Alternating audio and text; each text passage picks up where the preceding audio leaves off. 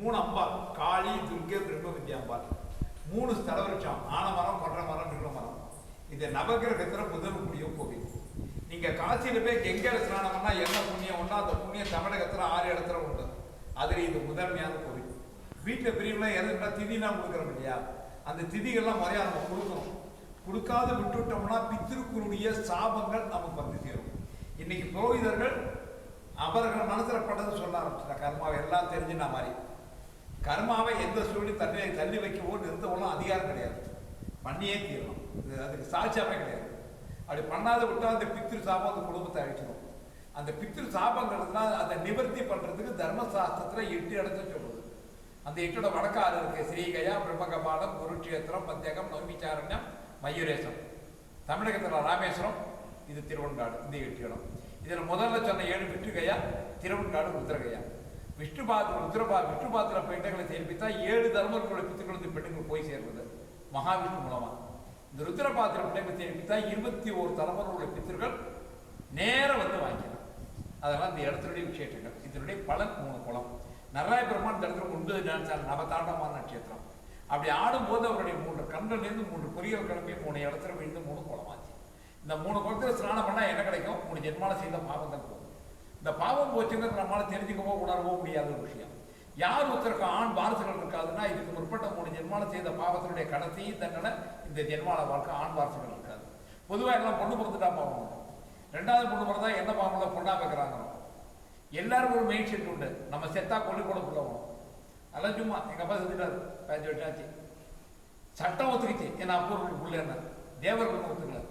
தேவர்கள் எப்போ ஒத்துக்க போறாங்கன்னா என்னுடைய மரண காலத்துல நான் மரணம் அடையும் போது எங்க அப்பா மரணம் அடைஞ்சதிலிருந்து என்னுடைய மரண காலம் வரைக்கும் எங்க அப்பா அம்மாவுக்கு செய்ய வேண்டிய கர்மாக்களை முறையா செஞ்சுட்டு வந்திருந்தேன்னா நான் எங்க அப்பாவுக்கு புள்ள, இல்லைன்னா இல்லை.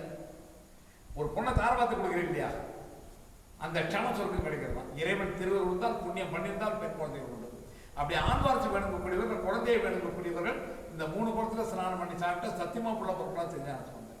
அப்படி சொல்ல அவருக்கு என்ன யோகியம் இருக்கு? சீர்காழ பிறந்தால் அப்பாவுக்கான இந்த குழந்தைக்கு கிண்ணத்துல பால் கொடுத்தா பார்வதி, கிண்ணத்துல பால் எல்லாரும் கொடுக்கலாம். அந்த சுவாமி திருவெண்காட்டுக்கு ரொம்ப திருவெண்காடை சிவலிங்கமா தெரிஞ்சுதான். மெரிக்க முடியாது. அம்மானு கூப்பிட்டாரா, பிரம்ம வித்யாம்பாள் அந்த முக்கிட்டுக்கு போறா, வலது பக்கத்தில் தூக்கிக்கிறா, தன்மார்ல பால் கொடுக்குறா. விநாயகர் பெருமானுக்கும் முருக பெருமானுக்கும் கிடைக்காத பாக்கியம். அம்பாளுக்கு உண்ணாமொழியாமல் பேர் உண்டு. உண்ணாத முளை அம்பாள் உண்ணாமொழி. எச்சமிடாத வரப்போ அம்பாள். திருவெண்காட்டில் திருஞான சம்பந்தருக்கு தன் மாரில் பால் கொடுத்தாங்கிறதோட தன் மாரில் பால் கொடுக்க இந்த ஊரில் ஆசைப்பட்டான். இந்த ஊருக்கு வரக்கூடிய அத்துணை பெண்களுக்கு இந்த பாக்கியம் உண்டு. உங்கள்கிட்ட பிரார்த்தனை பண்ணி ஒன்று கேட்டுக்கிறேன். உங்க ஊர்ல யாராவது நண்பர்கள் விரோதியா கூட இருக்கியா, அவன் குணம் வாழணும். ஆண் வாரிசு வேணுங்கிறவா யாரா இருந்தானா, இல்லை குழந்தையை வேணுங்கிறவா இருந்தானா அவளை இங்கே வர சொல்லணும். அவள்கிட்ட அதிகபட்சமாக நான் கேட்கறது ஒரு ராத்திரி தூரம் தங்கணும், அவள் சந்தோஷமா இருக்கணும். லாட்ஜிலே ஸ்நானத்தை பண்ணணும், முக்குளத்தில் ஸ்நானம் பண்ணணும். அடுத்த 3ஆம் மாதம் வயிற்றுக்குள்ள 10ஆம் மாதம் கையில் குழந்தை. இது சத்தியம். இது 3 குளத்தினுடைய விஷயம். இந்த பழமை சொல்லும்போது வால்மீகி ராமாயணத்தை அந்த ஸ்தலத்தை வால்மீகி எழுதுறார். யுகங்களுக்கு முற்பட்ட பழமையான கோவில். ஸ்வேதகிருதி சிவபிரியர் ஐராவதம் இந்திரன் ஒரு நாள் பூஜிக்கப்பட்டவர் முழுமுதல் கடவுள் இவர் தான். ஸ்வேத நடராஜா சொன்ன நவதானம் பண்ணாங்க. இந்த ஊர்ல விசேஷமான பிரார்த்தனா மூர்த்தி அகோரமூர்த்தி மருத்துவன்னு ஒரு அசுரன் மகத்தான தவம் இருக்கான். அப்படி தவம் இருந்து சிவபெருமான் திரிசூலம் வாங்கிக்கிறான். திரிசூலம் வாங்கிட்ட மருத்துவன் தேவர்களை முனிவர்களை இம்சப்படுத்துறான். அவெல்லாம் திருவெண்காட்டை தவம் பண்றான். அசுரன் திருவெண்காட்டுக்கு வராதை இம்சப்பட்டு முனிவர்லாம் போய் சுவாமிகிட்ட சொன்னா, சுவாமி நந்தியை கூட்டி தவணை சொன்னார். நந்தி போனால் ஒரு மூச்சு விட்டால் அந்த அசுரனுடைய கூட்டமே முடிஞ்சு போகுது. அசுரன் கடைசியா தான் பெற்ற சூலத்தை பயன்படுத்தலாம். அது கடவுள் கொடுத்த சூலம் தாழ் பண்ணிடுறார். 9 இடங்கள்ல குத்துறான். கொம்பு காது இருக்கா. சிவன் சில ஒரு நந்தி மேல 9 இடங்கள்ல குத்துப்பட்ட காயங்களுக்கும் காதலத்துக்கும் கொம்பு முடிச்சிருக்கும் நந்தி சுகமா இருப்பார். பார்த்தோன்னே சுவாமியோட திருப்பமான பக்கம் அகோரம் வரும். அகோரம் சொன்னா கோபக்காரன் வரும். அகோரங்கிறது அழகு. கோரம் வேற அகோரம் வேற, சுத்தம் வேற அசுத்தம் வேற. அகோரங்கிறது அழகு. அதுலேருந்து ஒரு ஜோதிஷ் படுத்துது. பார்த்த உடனே காலில் விழுந்தான், ஆசீர்வாதம் பண்ணா. தேவர்கள் பிரார்த்தனைனா உலகத்துல வேற எங்கேயும் இல்லாத மூர்த்தி அகோர மூர்த்தி. அகோர வீரபத்ரன் வேற, அகோர மூர்த்தி வேற. அகோர மூர்த்தி சிவன், அகோர வீரபத்ரன் சிவனால் ஏவப்பட்டவர். இது 3 சுவாமி. காளி நராயபெருமான் நடக்கும் போது தாண்டி இருந்து நாடி தோற்றத்தின் அகங்காரமுடைய சாந்தமான சேதமாக காளி மகிஷாசுரனை கொண்ட பிறகு அந்த அபமிருத்தியத்தோட பரிகாரத்துக்காக மேற்குறி தவிர்த்து பாபத்தை பண்ணிடாதற்கு மறந்து போன பிரம்மா கைலாமரமாக இட்டாமல் முருகன் வணங்கியிருக்கணும். யோசிச்சா கணிஞ்சிடாது. ஏதோ யோசனை போயிட்டான். அந்த ஈகோ உங்களுக்கெல்லாம் முருகன் ஆரம்பிச்சுதான். செட்டிக்கு உட்காண்டா பிரம்மா ரெட்டணும் தான். என்னடா வேறனா படைக்கிறது வேறனா, எதுவும் மையமாச்சு படைக்கிறானா, பிரணவத்துக்கு மையமாச்சு படைக்கிறானா, அர்த்தம் சொல்லணும். திடீர்னு உனக்கு கேட்டால் எதாக இருந்தாலும் மறந்து போகும். திடீர்னு உனக்கு கேட்டால் மறந்து போகும்.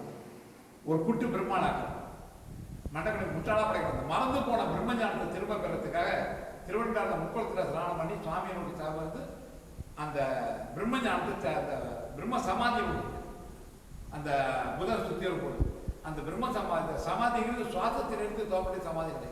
அப்படி சமாதி வைக்கிற தவம் எதுவுமே உங்கள்கிட்ட 100 ரூபா வாங்குறது கஷ்டம். எங்கள் 1000 ரூபாய் ஈஸியாக வாங்கிட்டு விடாது. ஏன்னா பெண்களுக்கு இறைய மனசு இயல்பாக முடியாது. அதனால தான் பிரம்மாவும் சரி புதனும் சரி தாயார் பக்கம் தவம் இருந்தார். தவம் இருந்து இந்த பிரம்மஞானத்தை திரும்ப பெற்றிருந்தார். இந்த ஊரை பற்றி 2 வரைக்கும் முடிச்சுக்கலாம். செய்த பாவங்கள் போகும் சத்தியம். நீங்கள் எதை பண்ணாலும் ஞாபகம் வரும். படிக்கிறது மட்டும் இல்லை, பார்க்குற உத்தியோகம் சமைக்கிற சமையல் அந்த மெமரி ஞாபகத்தை தரக்கூடிய இந்த க்ஷேத்திரம் அதான் புதன். புதன் பிறப்பு நாள் பாவம் செய்யப்பட்டவும் அலிதோஷத்தை ஒழிக்கும். அலிதோஷம் இருப்பாருக்கு குழந்தைகள் இருக்காது. முக்குளத்தை ஸ்நானம்னா குழந்தை பிறப்பு சொன்னேன். முக்குளத்தை ஸ்நானம் பண்ணி சுவாமி நோக்கி தவம் இருந்து அந்த அலிதோஷம் அப்படி நிவர்த்தி பண்ணிடலாம். கடவுள் அனுகிரகம்னா கிரகத்தில் ஒருத்தர் புதனுக்கு அப்பா இந்த ஆர்டர் உள்ளாடு. இது அனுகிரக க்ஷேத்திரம். இந்த தவறால ஏற்றமும் பேரறிவும் நல்ல ஆற்றல் தன்னுடைய கிரகங்கள் அந்தஸ்து இருக்குது புதனுக்கு கிடைச்சதெல்லாம் அந்த இடத்துடைய விசேஷங்கள். நீங்க பொறுமையா கேட்டு அது கேட்க